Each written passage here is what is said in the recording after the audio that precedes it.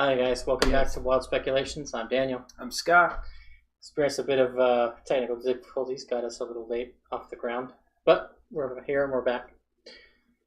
Discussing That's Not What I Intended. I mean, Dockside diplomacy. Which... I still think That's Not What I Intended would have been a better episode. There wasn't much diplomacy, to be truthful. We're going to kill you. Maybe not. So we open up literally as the last episode ended. Yep. Ford just having lobbed off a guy's hand, because that's what awful good characters do. And having raised a specter and... Yeah. Get into that. I can't wait for the conversation about that. Because both clerics keep turning undead, and then... And they don't know that Ford created it, and then Ford dismisses it with a word. And they're like, Taliesin's face, how did you do that? So, I very much empathize with Matt in that situation, because Monday we had a similar situation at our table. Yeah. But yeah, it was him trying to have everyone on the same page. Was rough. So because there was so much confusion there at the beginning, it's hard to say with any certitude what the characters know. Yeah. Because someone did ask Ford, did you do that? And he said yes. Yeah, that's true. So, I mean, it was after the two clerics had channeled their divinity at it. Yeah. Wasting 3 of their 4 uses. Yeah. Well... I believe they only have 2 at this level, right? Yeah, and I meant to look up whether or not the Grave Clerics cancel a crit uses a channel. No, it doesn't. It doesn't? Okay. It's just they get it a number of times a day equal to their wisdom modifier plus 1. Okay. So he just has it 6 times a day. Yeah. It is not tied to channel divinity. Okay. But his vulnerable to damage is channel divinity. Yes. Yes. So yeah.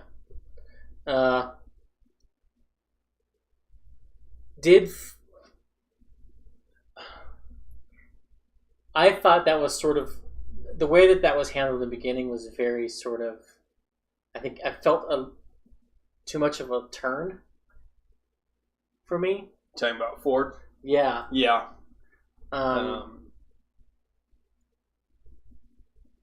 And so there was a lot of stuff that happened in this episode where I'm like, well, could we put it down to the patron's influence on Ford? Well, that's something I was thinking. He's gotten more brash, more reactionary, less clear-headed the closer he's been to the ocean. Is that his patron's influence on him? And is that intentional by Travis as roleplay? And are we going to see it go even worse now that he's on the ocean?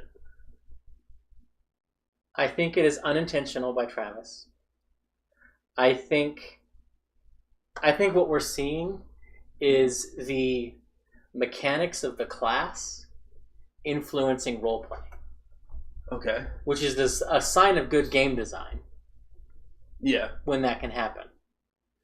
Because, like we discussed last week, there are not many warlock packs that lend themselves to lawful good. Or good in general. Yeah. So, I think that's just a little bit of that. And whether you want to call that the patron's influence or not, I'm 6 of one, half dozen of the other. Right. Chicken and the egg. Yeah. I don't think we can answer that question. Well, certainly we can't. Right. I mean, if we had Travis here, maybe he could. Or Matt.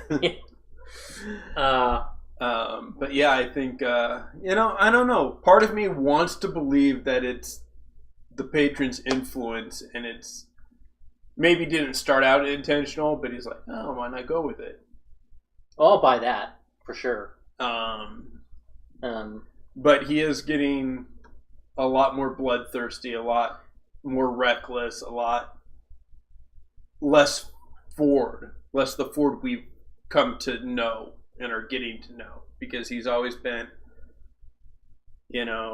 lead from the back, promote, help everybody else, and now he's like going ahead, taking, So, I don't know how far ahead we want to get, because I have some psychological breakdown that I kind of want to do at the end of the episode. Okay. So maybe we'll leave it off for then. But Travis Ford had a lot in this episode, some of which might have been intentional, some of which wasn't. A lot of it was the dice. Yeah. Well, like you said, he now not roleplay wise, but tactically, made a lot of wrong decisions, and the dice backed that up. Yeah. It's like the dice knew we're trying to tell him not to continue in that course of action. Yeah. I'm a firm believer in the dice. The dice will tell you if you're going down the wrong path. Yeah, the dice know. We have the interrogation of Algar. Yes. And I love... Was it an interrogation or was it just flat bullying? It was both, because they needed information out of him. We have the, coercion, thinly veiled intimidation of Ford disguising himself as him and making the threats. We have Octopus Frumpkin gnawing at him. We have Caduceus decomposing his severed hand in front of him intentionally.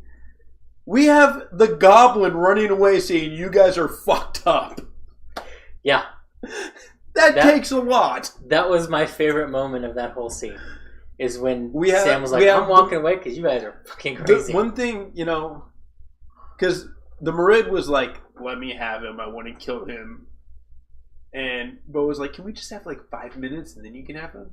And all of a sudden Ford's like, wait, we don't want to kill him. I'm like, you've been going there this whole time. Yeah. And Bo's like, wait, we don't want to kill him? And have that little kind of semi-aside. Which was just like, for me, it was just like, what are you guys doing? Yeah. Like, that was the beginning of the clusterfuck that was episode 35. Yeah, it really was. Because it just kind of went downhill from there. Yeah. And Caleb and Knott were basically, with us, guys gotta die. He's the only one that can link us to this activity. Well, now the way that they got around that was clever. The assistant did leave. There was an assistant that made an escape the episode before. That ran off down the tunnel. Are you sure? I thought it was just Algar and his 2 guards. No, there was one guy that took off. There's a guy that's escaped and can say, hey, these people with these descriptions were attacking.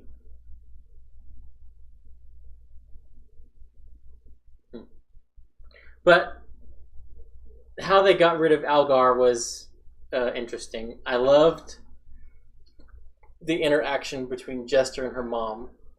And I thought it was interesting that Matt didn't ask Laura to make a deception check. Yeah. And I think so. Well, I was waiting for the deception check, and then I was like, well, the mom would have just... I kind of feel like Ruby would just believe whatever Jester said. Yes. And I also think not asking for the deception check made it worse for Laura. Yeah.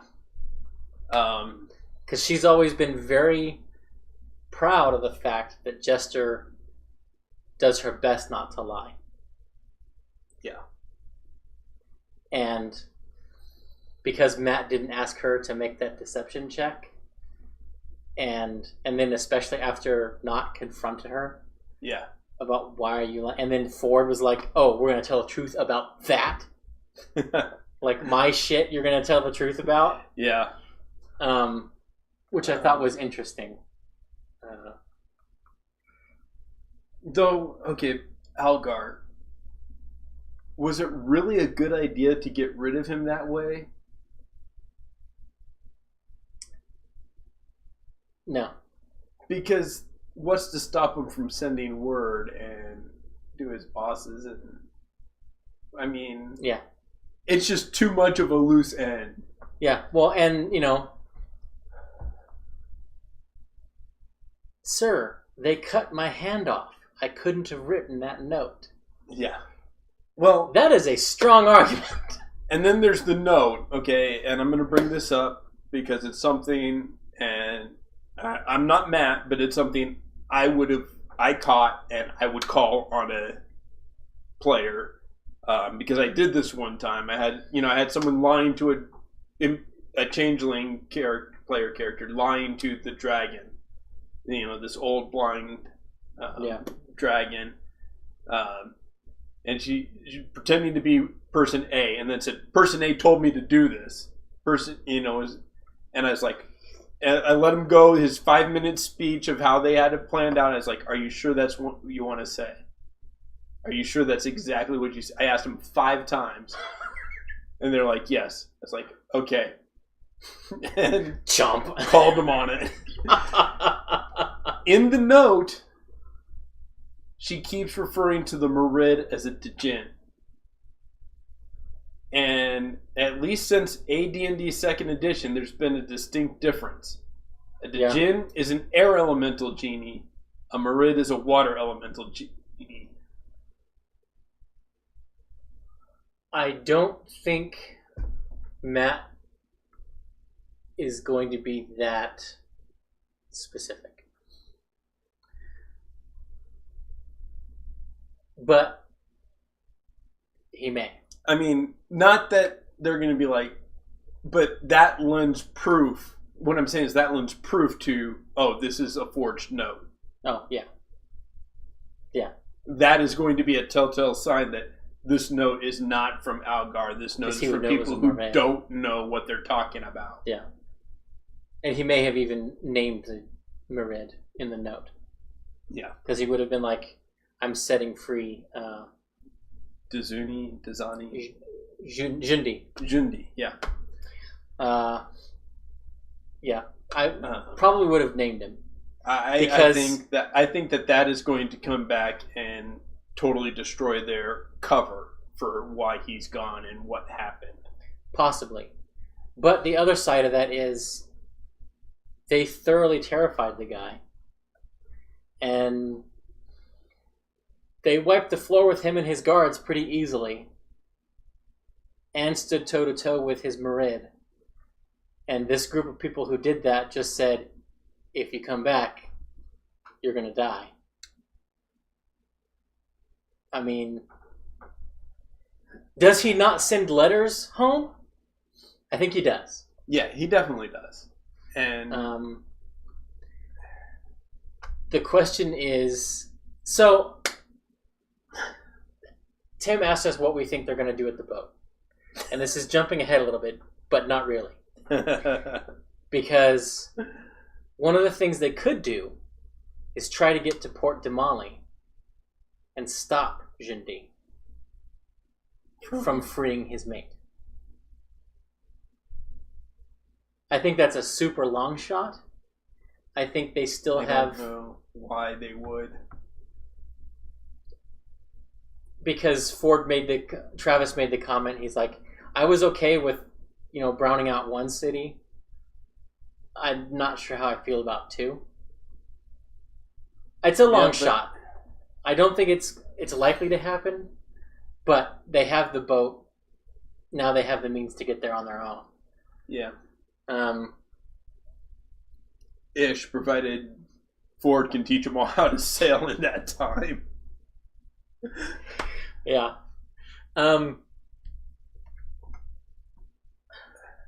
Part of me is kind of let down.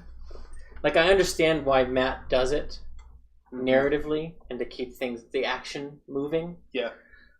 But when they spend time with the Ruby of the Sea and he says stuff like, she shares some embarrassing stories about Jester with you guys. Yeah. And she asks you about you guys and you guys tell her stuff. I would prefer it if Matt gave the highlights of the story Okay. that she's telling about Jester, and he asks them To share the highlight. what story are you telling? Yeah. Just so that because that would be a way for the players to get out backstory without True. a bunch of stuff. But this also gives what they're going to lie about. This also gives the way he did it gives Liam a chance to get payback for the "you stink" in making that canon. Remember when your mom said you did this? Yeah, that's true. It gives him the equipment to get back at her for that. Yeah. Whether he will or not, whether he'll think of that or not, I don't know. But it does put it out there.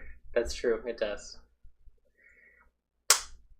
Finally lost an animal this episode.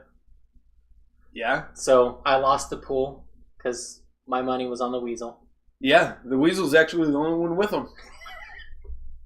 The Blink Dog's solution was interesting. So they might. So I'm trying. Well, I'm trying to rack my brain to think about why they would go back to Nicodranas. Because they want to answer for their crimes? If that was the case, they would have turned themselves in right away.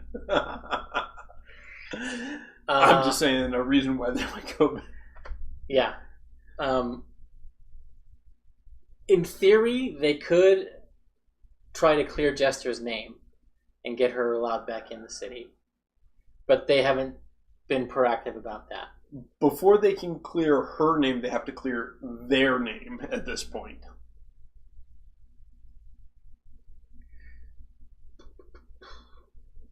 How are they going to clear her name when they're wanted criminals? Who's going to believe them? Are they wanted criminals, though? Like, yeah, the guards have a good description of them. Good description of them. They know the... But the guards don't know if they were trying to retake their ship. And if that captain is a known pirate that they've killed, they left a known pirate on the deck.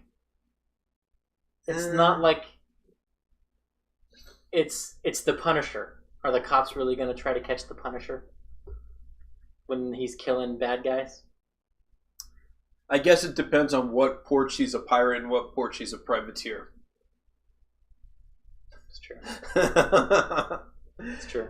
I mean, technically speaking, any crime you commit on the ocean or on a boat that's not docked makes you a pirate.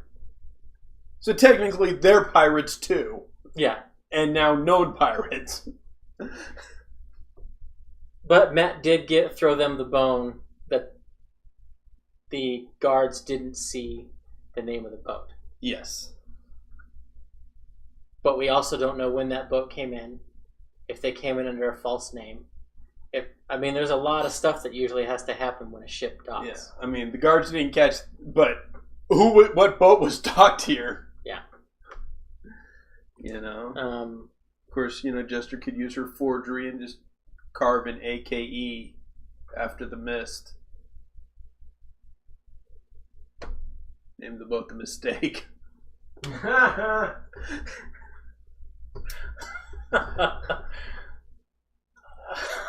Since that's how they got it. Oh, yeah.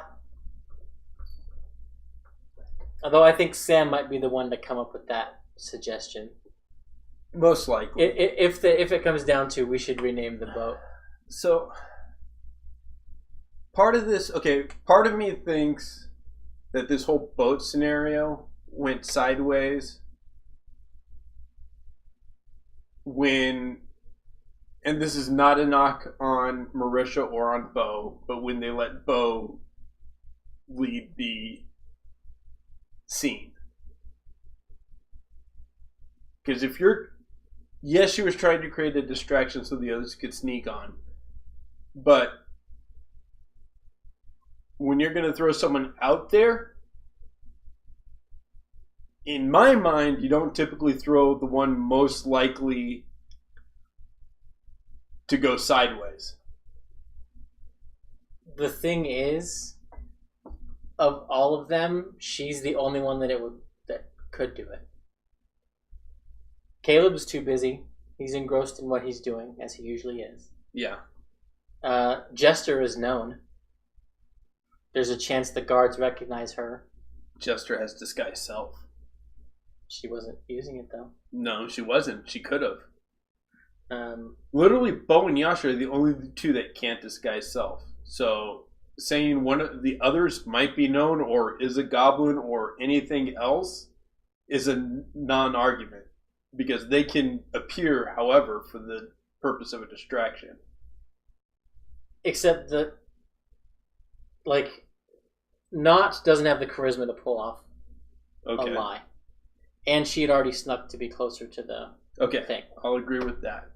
Ford, same thing. He wanted to be close to the water and get close to the ship. So he had snuck off that way. I think that was the mistake. I think Ford should have gone with disguised self. Well, because he's the one that knows about sailing. He's the one that would have a reason to be wandering the docks. If we're going to Monday quarterback this thing, the real mistake was them not catching his attention before he made the deal. Yeah. Or hanging back, not getting close, wait until the deal's done, and then come and get him. Yeah. That's what should have happened. Because the way that they approached it, Matt played it perfect. The guy doesn't know who the fuck you are, and you're coming in on his deal. Not only that, the guys that he's dealing with are now, throttling him. No, I agree 100% in that. But, yeah. I mean,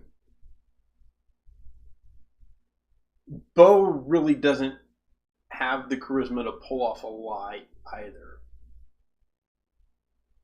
She's done well so far. The thing is, there was no way, that ruse might have worked with the guards of the city guard, because they're going to see drunk people fighting, okay, go home. But criminals that don't want anyone around what they're doing, yeah, and they're suspecting every person who's there because no one's supposed to be here. Yeah. And you're doing this, and that guy's on the ground doing the thing with the thing. And no. I think Matt probably set that deception DC 15 plus at least. Oh yeah. And she only rolled a 13. So, and that's why he's like, fire. Yeah.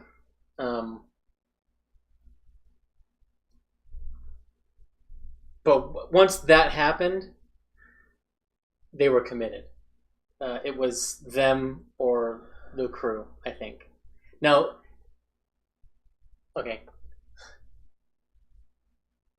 Violence had broken out. They were sort of committed. They could have run away. Yes. They decided not to and take the chance. And this is probably also Bo's fault. Because until Bo ran in, Knot and Ford hadn't been discovered yet. Yeah. In theory, they could have not. Well, no. Well, Ford had bamfed by then. If you want to go this way, they could have had a much easier time. Okay, part of the urgency that added to the chaos of that combat, and the latter half of the combat, was because Ford cast Thunderstep. Yeah. Because that alerted the guards who came about halfway through. Had he not done that, it would have been a much cleaner combat. They probably wouldn't have left the dock with the boat. Yeah. So, like, if Ford had just Misty stepped it next to the guy and then started talking to him, or done that silent image illusion. Yeah. To basically show he had the orb. Yeah. The cloven crystal. Before he cast Thunderstep, that would have changed the whole dynamic. If he had done that and said, "Come with me," and Thunderstep, I mean... It would have exposed Ford to a round of fire. But it would have been much safer. Probably would have ensured that Marius came with them. Or it might have stopped that combat dead in its tracks. Yeah. Because Matt seemed to indicate, it wasn't 100% clear, but from my interpretation of what was going on, that guy was who Lepois was supposed to give. Yeah. No, it was. Okay, so you agree with me? No, because Lepois said that he was going there to tell them he didn't have it when he was supposed to have turned it in. Yeah. So that meeting was to tell those people. I mean, he had been down there at the docks. He had been delaying, waiting for the thing to show up. He had finally given up and was in the process of telling them, "I'm not going to be able to get it for you." Yeah. Yeah. Okay. So those were the guys to pick up the orb. He was telling them he didn't have it and getting ready to take his lumps for not following through. Yeah. That would have, if he had done that, Lepois might have been like, hold, we've got it. Which is why Matt had the map ready. Because Sam made the comment that Matt must have suspected that they were going to foul this up. But I think you might be right. And basically, what they were going to witness was them beginning to beat the hell out of Lepois. Mm-hmm. And then they would have been compelled to step in and stop that from happening. Yep.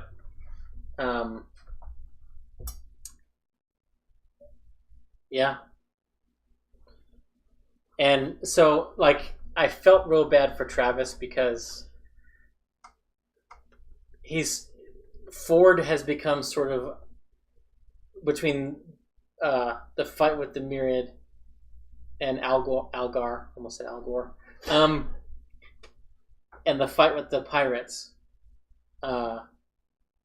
He's found his 1-2 punch that he wants to throw. Yeah. Every single time.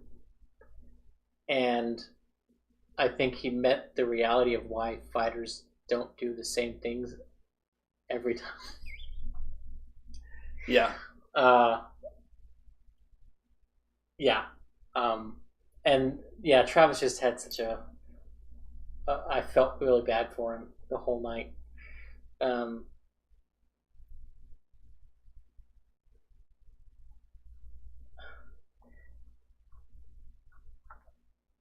Do you think... So we talked about last week whether or not we were going to see them go to the elemental plane of water and to go visit the water Ashari. Yeah. I think that is all but guaranteed. Yes, I don't think it'll be immediate, but I think it's definitely going to happen at this point. I think, especially now that he's at sea, the Kraken's going to call to him. I think we're going to get another dream either Thursday or the following week. I would say Thursday in 2 days. But okay. Just depending on what they do, how it works out, it may be early the following episode.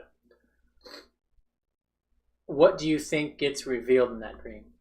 What would be the purpose of the dream? Timing-wise, I can see narratively where it would fit, but I don't know what... I'm not sure what will be... I think the dreams are going to increase the longer they're at sea. and this goes back to, is he being influenced by the patron? This is, I mean, okay, it's not confirmed, but it's, in my mind, all but confirmed that it is a Kraken. Matt has seemed to time the dreams with Pact or Invocation. And seventh level, you get another Invocation. And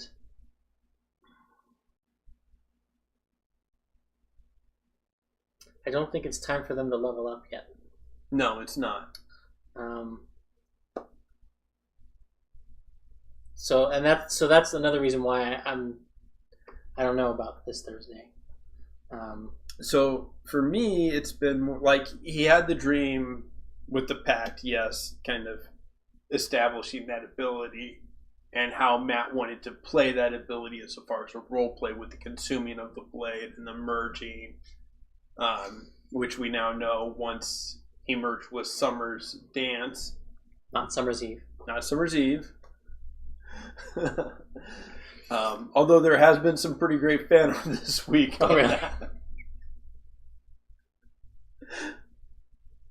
Yes, there was one, and it's like, Summer's Eve, available in two others, traditional and Waste Hunter.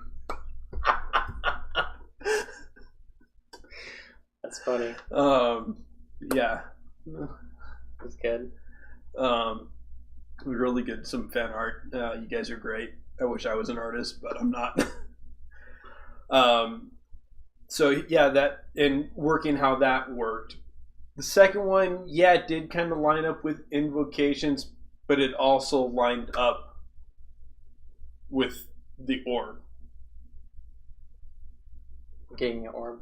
Yeah, that's so true. I'm seeing it more of story driven rather than ability driven. If they meet Avantika on Thursday, or if they decide to go to the...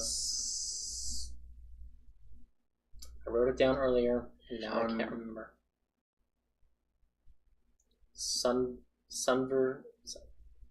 The islands. Yeah. That were mentioned in the maps. If they decide to go there, then he might have a dream. Yeah. Well, I think the dream is going to happen whenever it happens. It's going to happen, which will lead them to the water Ashari and the elemental plane. Oh, okay. I see what you're saying.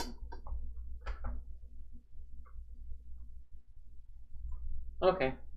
Yeah, I can see that. Because they don't know. I mean, they don't know about the connection to the water Ashari and that connection to the, as far as we know. No.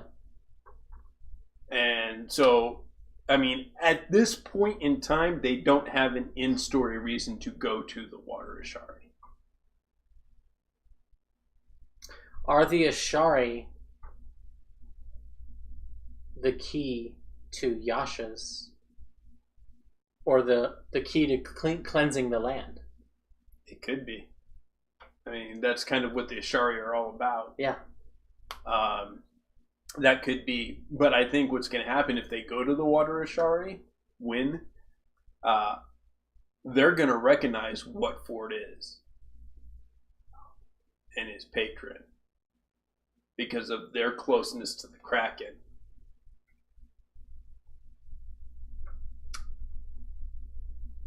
The packs and stuff probably started with them. Because they all but worship the Kraken anyway. No, I don't think they worship it. The Kraken is a beast they have to contain. Revere. They revere it, though. At least. Yeah, the same way you revere Hades. I think it's more than that. But I think that they're familiar enough with the Kraken, they're going to see its influence on him. And they've probably seen other warlocks that have had that patron.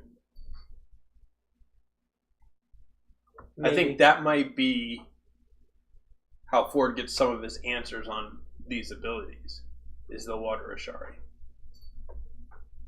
Yeah, I can see that. So, and maybe, or in theory, he could get it indirectly because this captain, Avantika, who's seeking after the stone, could have been raiding the water Ashari, and that's where she found out about it. Well, who's to say that she isn't water Ashari for her background?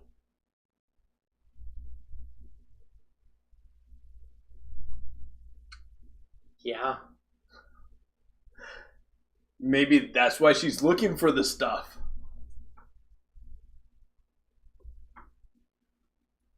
Yeah. You know. And that, finding her, if she's water Ashari, why she's looking for this stuff, will give them a reason, triggered by the dream, to go to the water Ashari. Yeah. It's kind of how I think it's going to play out. Either her or someone on her crew. I think it's going to be her. Probably her, maybe a first mate, maybe some, you know. There's a little wiggle room. If it's not her, it's going to be, is it Sandikar? No. Shit. The guy that blew up the ship? Yeah. Yeah. If it's not her, it's going to be him. Yeah, it's going to be one of those, probably one of those two, possibly both. Or, yeah, possibly both. That's my speculation. That's what I'm going to throw out there is what I'm calling. That's not bad. One to two of them is the water Ashari. That's why they're looking for the stuff. That could be why he blew up the ship, because we know the captain had the crystal at one point. He was trying to get it back. Now he's made this deal with this pirate captain to try and get it. And if he's on a different pirate ship, because we were thinking he might just be a warlock or wanting to be a warlock. But what if he's water Ashari? Yeah. And, well, one does not preclude the other. Correct. Yes. But, so I was thinking today about this, leading up to doing the show. Matt seems to be building an interconnected sort of pirate fleet. Okay. That sails out of these group of islands. And because now we have 3 pirate ships. We have the Mist and whoever that half-orc captain was. Right. We have Avantika and her ship, the Squall something? Or something Squall. And then we have the Widow's Embrace. Mm-hmm. Yeah, we've got 3 ships. So, and if they want to get on the good side of the Menagerie Coast, busting up a pirate fleet might clear them of any wrongdoing that the city may or at least forgive any wrongdoing that they've done or can be suspected of. Yeah.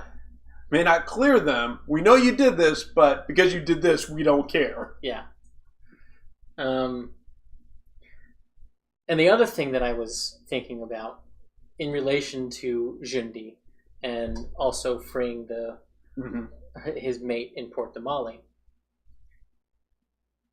that creates a potential need for arcane services. Yes. Which would, in theory, grant the Wizard of the Tide Peak. His name starts with U, and I'm blanking on it. But grant him more influence in the city.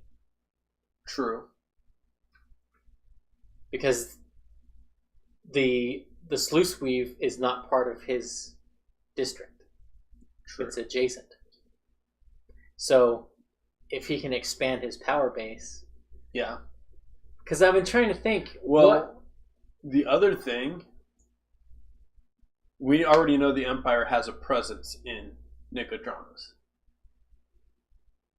Well, now our Merid's gone.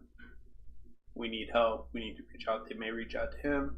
it may give Trent Ickathon a reason to come down and bring him back into the storyline. Yeah. It may also weaken them to the point that the Empire may decide, you know what? Try to annex Yeah. the menagerie. And he's said that they've wanted to in the past. Yeah. So. And this may, yeah. Oh, man. How much is that going to suck for Caleb if that happens? Yeah. Nicodranas is now under the protection of Ickathon.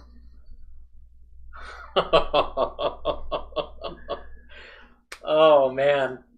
I mean, these are just speculations. Yeah. He could not, but it could. Yeah. It's the kind of thing I would expect you to pull. And that's what I would do. That's why I'm like, that's why I said, this could happen.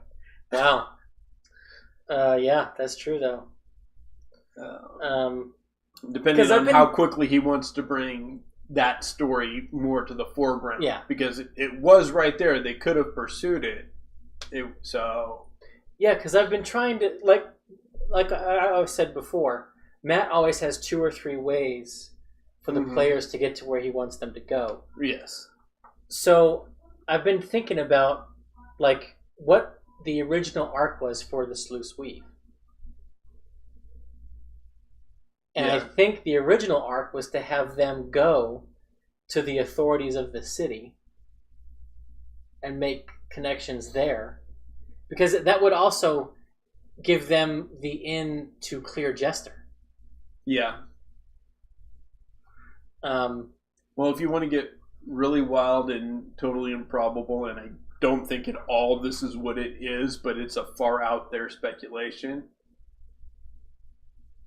Laura and Matt established on the last talks when they were on that the reason is Jester is the type of tiefling she is because what would happen if a tiefling and a water genasi had a child? Yeah. Water genasi are, the genasi in general, literally are like what a tiefling is to a fiend. Yeah.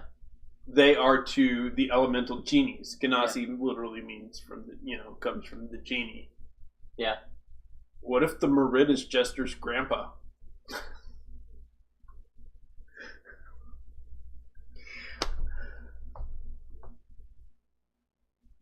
Okay, you say that, and I'm like, that. There's no way, but my brain automatically went to, it's not impossible, because if the gentleman is rich from the islands and has gone into the Empire and has created a criminal underworld. No, yeah, I say that jokingly, but also half jokingly. Yeah, because it could be we've been talking about, is the gentleman was the island for order or not? Because Ruby assumed it was an island. He said, I have to go back to the ocean. Yeah, it could be the Silt Crown Castle, Silver Silt Palace is where he was talking about. Yeah, I mean, and Merid can change form and mate with humans. That's where Genasi come from. Yeah, and that would I mean, it may or may not be a little contrived, but if that were the case, then the gentleman's goal may have been he has sort of a Count of Monte Cristo, kind of long game plan to come in and shatter the Menagerie Coast to free his imprisoned. Yeah. Not impossible. Not impossible. Laughable, probably not, but possible. Yeah. Okay. So, running short on time, and one of the things that I wanted to get to is, and as someone we haven't talked about, Caduceus. Yeah. Did you notice? How many people noticed when he went to go get the boat, after they left the sluice weave, before going back to the inn, he was going to return that rowboat to the guy that they borrowed it from. He cast calm emotions on himself. Yeah, I caught that. I did. And then later, he was not pleased to be swimming in the water when he had to go swim to meet the boat. Yeah. I think Taliesin has decided that some of Not has rubbed off on him. Okay. And some of the things she was saying when they were arguing about getting in the water before they went into the sluice weave, all of her fears basically make sense because the water literally was trying to kill them. Yeah. And he literally almost died. Yeah. Yeah, that could be. I mean, like, I didn't put... They were talking, you're going to lose a second character tonight, Taliesin. See, he was like, I don't want to make another character. I didn't put that together with the not rubbing off in that, but where my mind went, because I did notice I cast calm emotions on myself. He's this, like, laid back, chill, like, he's not opposed to violence, because violence is an intricate part of nature. But what if his coolness comes from that spell being used on himself? No. No, because that's also where my mind went. His companions he might be questioning and getting fed up with these people who somehow he's supposed to be with, but are literally the worst fucking chaos incarnate. Yeah. I buy that. I totally That's where buy my that. mind went. I totally buy that. And he's like, that was some shit. I can't believe I let these people drag me into this. I need to calm myself down. Yeah, I totally buy that. And I think we may see Caduceus begin to take up the position that Molly was sort of filling. Mm-hmm. Where Molly, in a lot of ways, was the conscience, the moral compass. And I was just going to say, last week's episode pretty much is a pretty strong argument for my, evidence for my argument that Molly was the moral compass of that group. Yeah. And Molly always said, don't fuck people over that don't deserve it. Yeah. I don't think he'd have been okay with...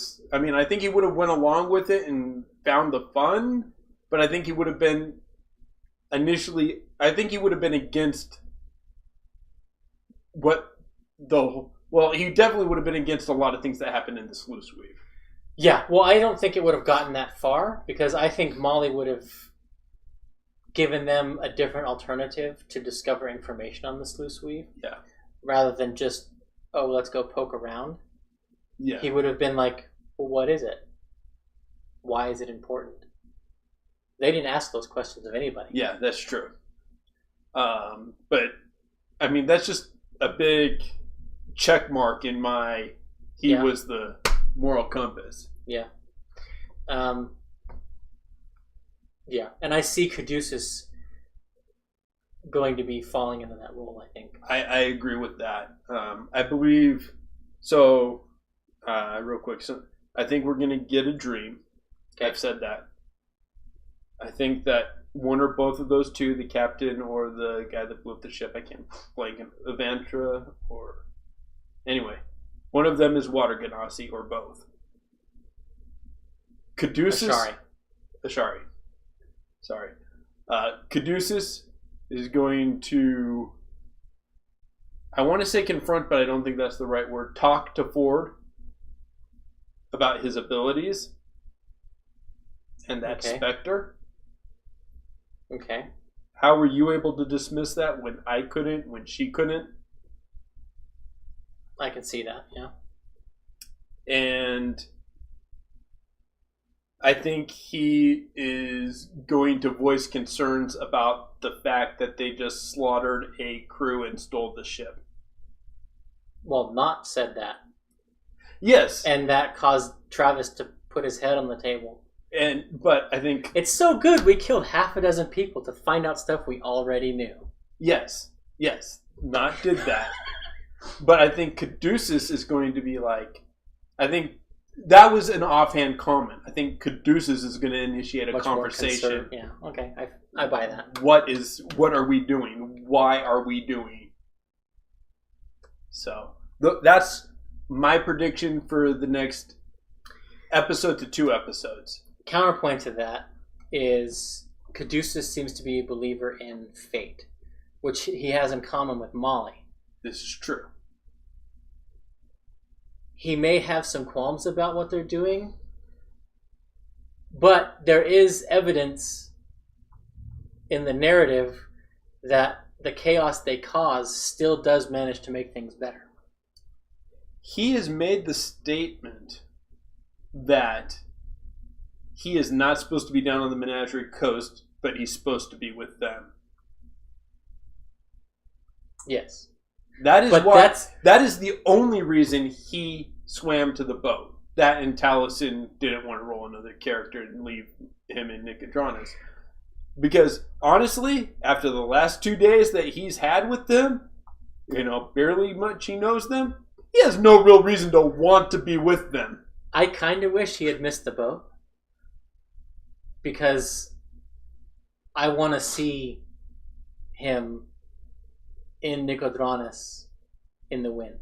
I want to see him basically shacking up with the Ruby of the Sea and trying to figure out what's going on. But the specific person that Caduceus is supposed to be with is Yasha.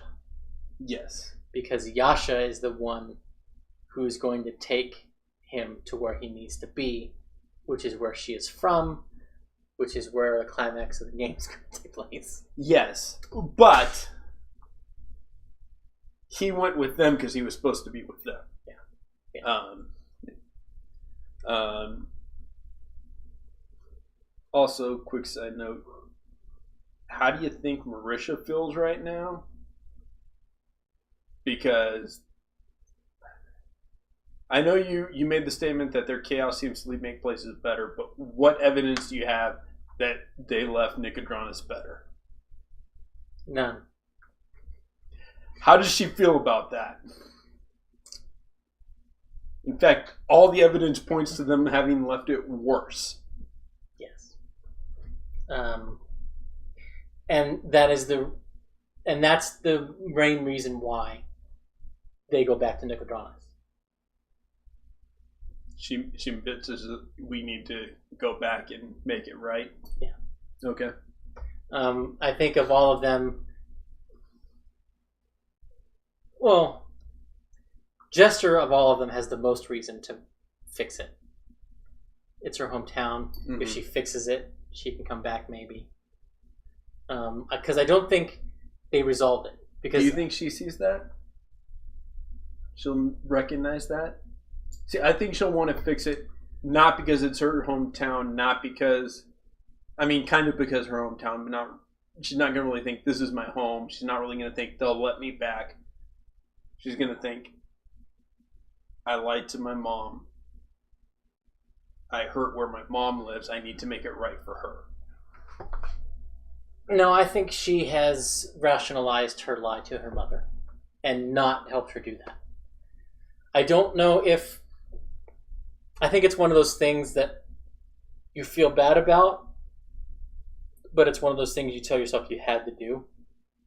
Okay. And when that happens, when that's the thought process you fall into, to admit you didn't have to do it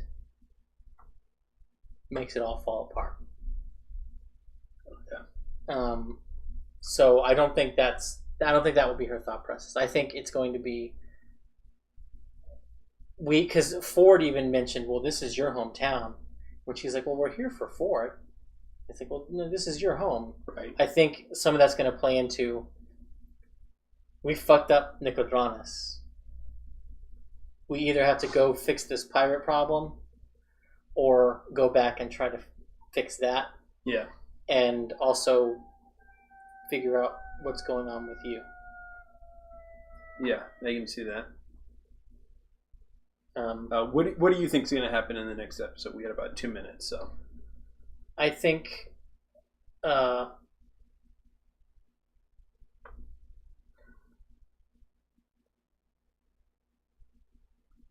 specific that you haven't already said.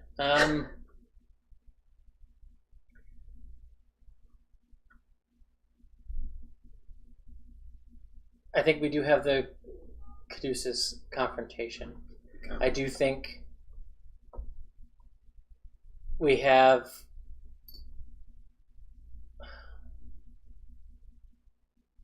I think it might become a knockdown, drag-out argument. I can see that. And it's going to go all ways. It's going to be you and you and you and you. Mm-hmm. And well, what I would see with that would be Caduceus bringing up the point. Ford, Bo, and Caleb all having semi to differing views, and Caduceus kind of be the counterpoint to them. I can see that. I think not becomes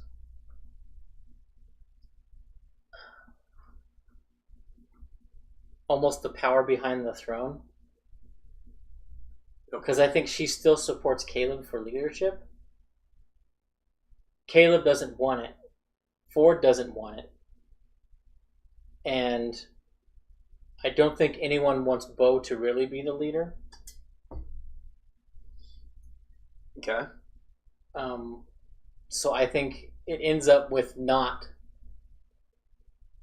even with her low charisma, end up being the one that's sort of running everybody's thing. Yeah. I don't know if that necessarily happens next episode. Right. But I think we may see the groundwork for that, because that's the only thing that unless Ford or Caleb step up in a real way. And this being on the ship may be Ford's time. Yeah. And see, and I've always disagreed with you about Ford not wanting the leadership. I think he wants to give off the impression he doesn't want it, that he wants it to be a committee, but I think he wants to be the influence. He wants people to do it his way. He wants to be the leader without being the leader. He didn't take over the ship. That's all I'm going to say. Okay. We'll see you guys next week.